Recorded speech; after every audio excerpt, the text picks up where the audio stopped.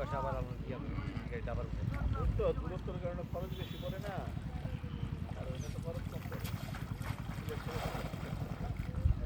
সিলেট থেকে ঢাকা আনতে লাগে টাকা, আর অন্য রোড থেকে যাইতে লাগে ওইদিককার বালু মোটা হয়, সিলেটের বালু যদি মোটা হয় পঞ্চগড় পটুয়ার বালুর মতো মানসম্মত বালু হবে না।